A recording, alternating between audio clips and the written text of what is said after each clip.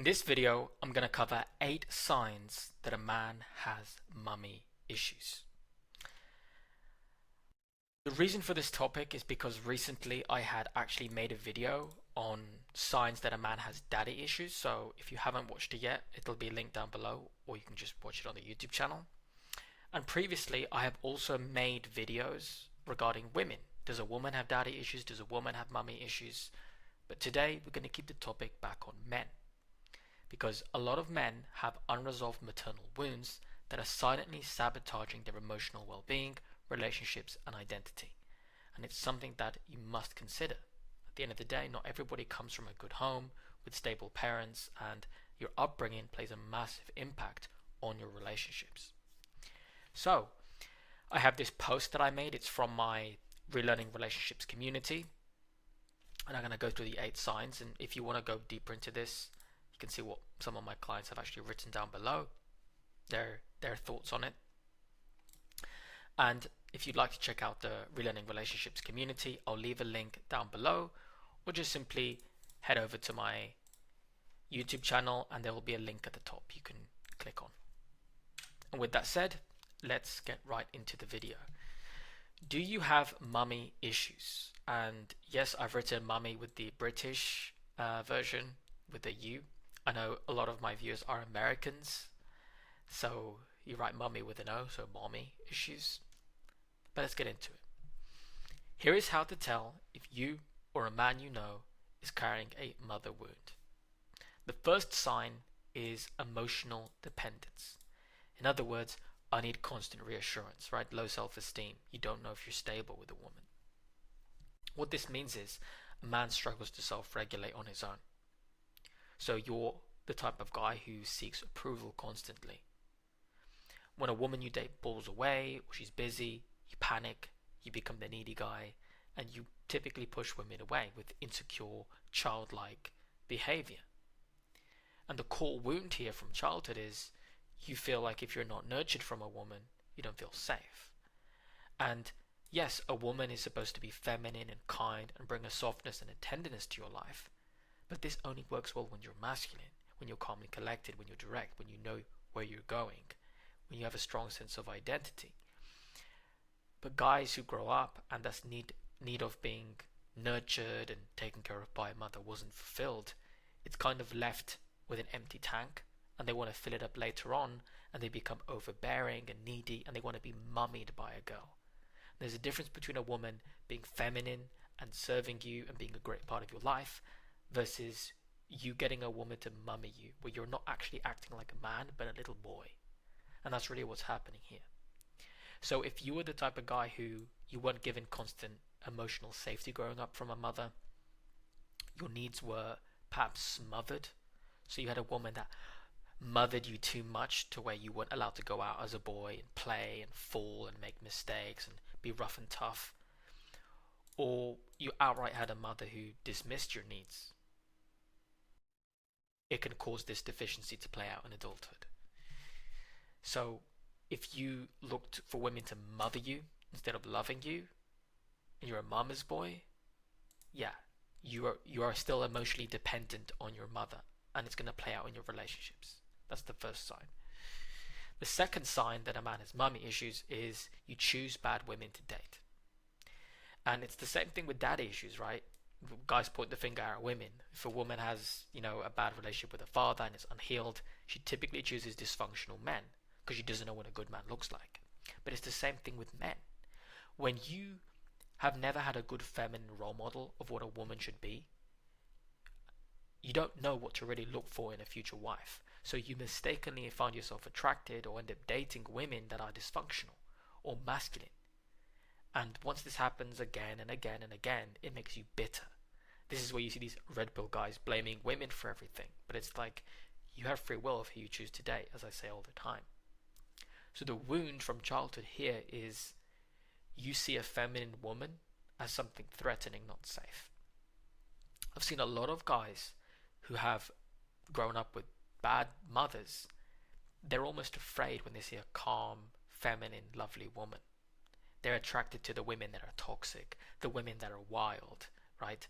They always go for these dysfunctional, messed up women because that's what they know.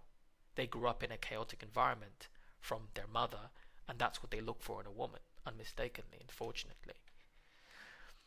They think these feminine women, the women that stay at home, the women that are calm and they like to cook and just vibe with you, they think they're boring. You think you need a girl that's super adventurous and she's out and she's crazy and she's wild. It's like, no, you don't need that.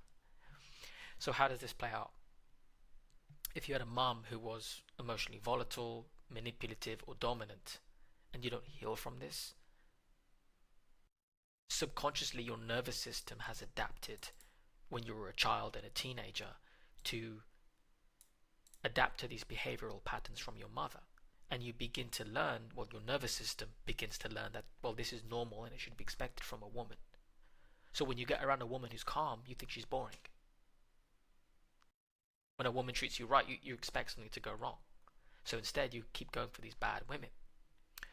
So what happens is you see femininity with, you equate femininity with power or control. Because that's what you saw growing up, a domineering or an abusive or a toxic mother. That's what you think a feminine woman is. So that's what you go for. So you either chase women that are emotionally unavailable, they're not really that into you, or if you do come across a good feminine woman, you're just going to push her away. This is why guys with an unhealed mother wound typically end up with bad women. Number 3. If you have mommy issues, you are insecure in your masculinity. You don't know how to lead. You're unsure when to be assertive. You're unsure if you're man enough. This is common with men raised with domineering mothers or overbearing single mothers who had zero appreciation or respect for the father figure or male role model during childhood or teenage years. And you'll typically, if you go back with guys like this, you'll hear your mother, bad-mouthing the father or the stepdad. And the wound here is your masculinity was never affirmed.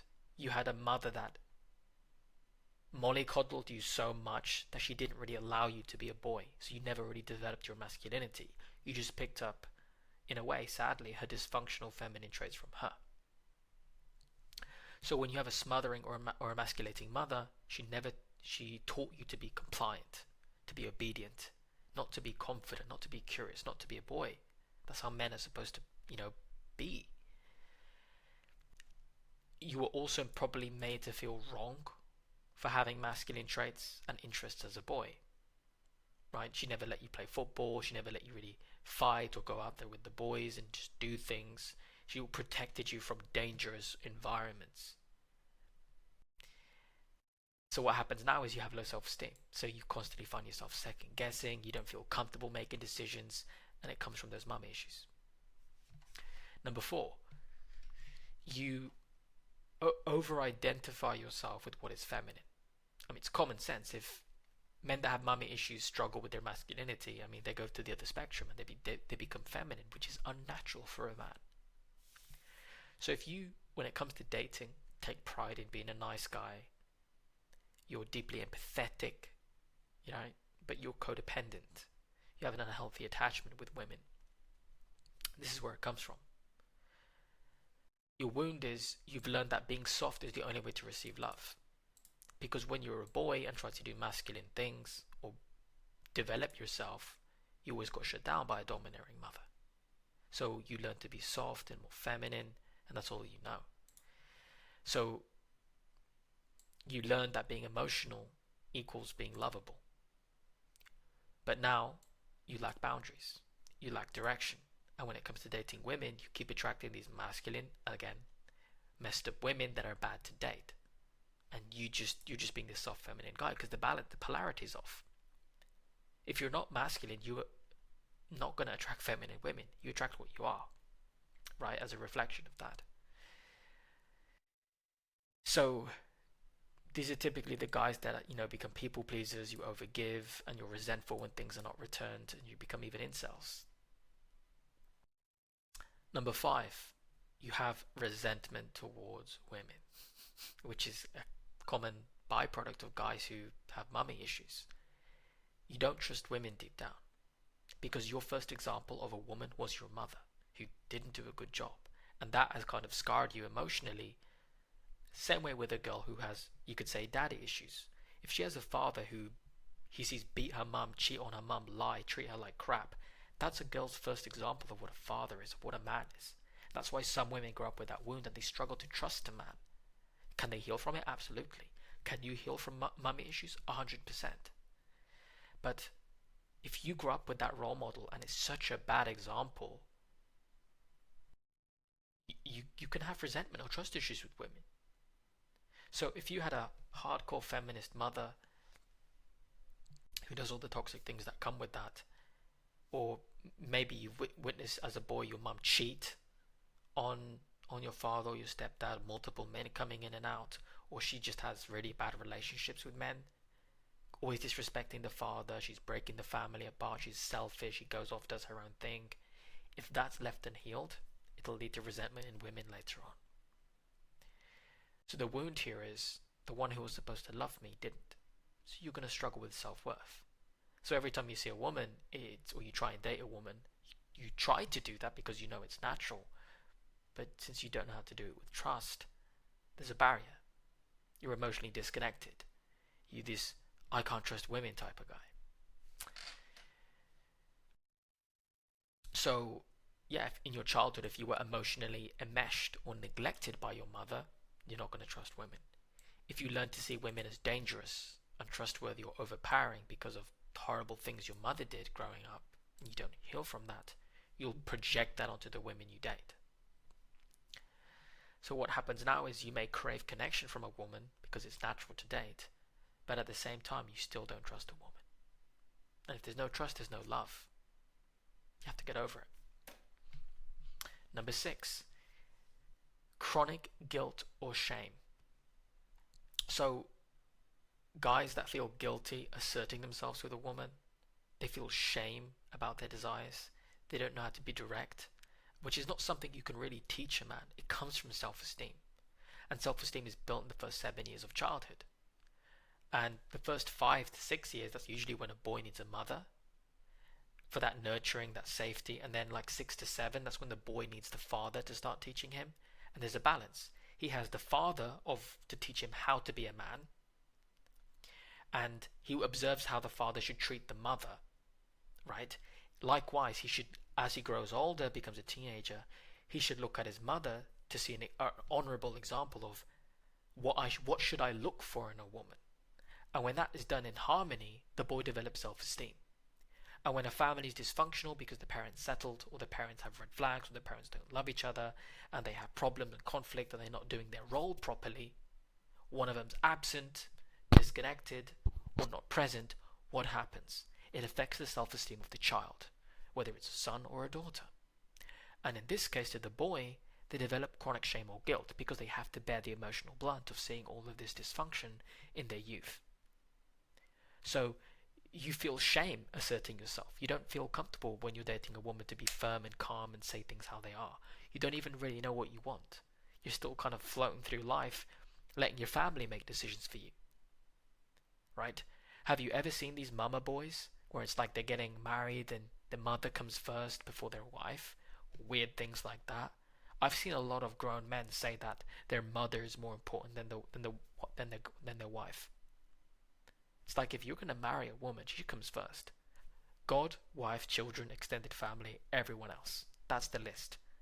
And it's just one of the simplest ways to catch out a guy, for the ladies watching, who's got mum issues. If he ain't going to put you first, he has a dysfunctional connection to his mother. And these are the guys that are needy, they're overly apologetic, they do what their mother says, the mother controls their life, and they get too involved in the son's relationship, or they're jealous when their son has a girlfriend. It's creepy and weird. So you've learned to believe, if you have this wound, that your needs hurt the people you love, that you shouldn't want anything, that you should do what everyone else around you wants, and you become a super people pleaser. So typically it goes like this. You may have been guilted for setting boundaries or expressing anger. You've learned to suppress yourself to avoid emotional punishment. And now your self-expression feels selfish, so you choose to stay small and be a servant to everyone else. And again, this behavior is not attractive. Because when you date a feminine woman who's got self-esteem, and she sees that you've got mum issues and you haven't fixed this, you can't lead a woman properly. You're insecure, you're second guessing yourself. And no feminine woman wants to be with a man who's still overly attached to his mother. That's why the Bible says a man grows old, leaves his mother and father, cleaves to his wife and becomes one flesh. You leave your previous family and you create a new one. And so many guys are stuck in that state where mummy comes first. I love my mother. I have a good mother. Raised me very well. I have a good father as well. But you know what? My girl comes first. My mum has her husband, my father. That's his priority. It's not my job to take care of my mother, is it? That's my father's because he's the husband. I take care of my woman. That's my responsibility. And that's what you guys need to get. Number 7, second to last here, getting to the end. Men that struggle to detach and to detach and be individual. If you feel tied to your mother's opinion, which is what I've already been speaking about, but now we'll go deeper. If you're tied to your mother's opinion, approval, or emotional state, even as an adult, is your problem. Have you seen those movies or stories of guys, as I said, who choose their mothers over their wives? Or men who submit to their domineering mothers as grown adults? How much conflict does this cause between relationships? But like the guy just puts the mother first. And look, if you're choosing a bad woman, fair enough. But if you've got a good woman in your life, come on now. These are common in boys who are emasculated by their mother, and now they have their balls in a basket. And this has limits their self-esteem, turns them into mummy boys. So you grow up thinking, if I become my own man, I'm betraying her. It's unhealthy. And you're never going to have a good woman in your life if you still have this mindset with a woman. If you fear disappointing or upsetting your mother, you're not ready to date or marry. If you've never fully separated emotionally, every decision you make is going to be hard because you're weak and you're attached. The problem here is you're not living your life, you're still living hers. A lot of guys do this. They side with the mother instead of their wife.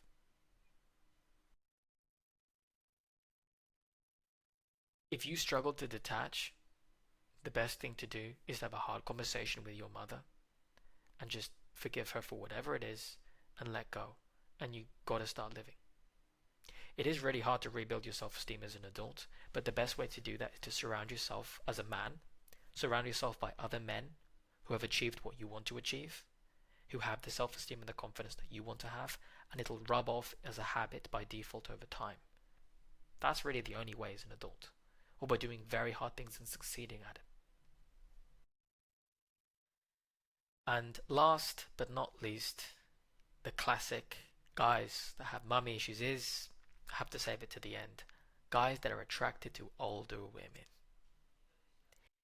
This is so common, but if you constantly find yourself drawn to women who are older, more established, or even decades older than you, you got mummy issues. It is unnatural for a man to date older women. In the same way it's dysfunctional for a 20-year-old woman to date a 30 or 40-year-old man, which is disgusting. You have nothing in common. What the hell is a 20, 25-year-old man doing with a woman who's 40 or 50? It's an unnatural age gap. And the laws of nature are common. It's simple.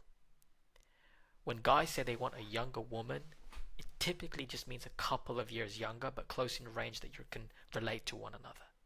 When stable feminine women say they want an older man, they just mean a guy who's slightly older by maybe a couple of years.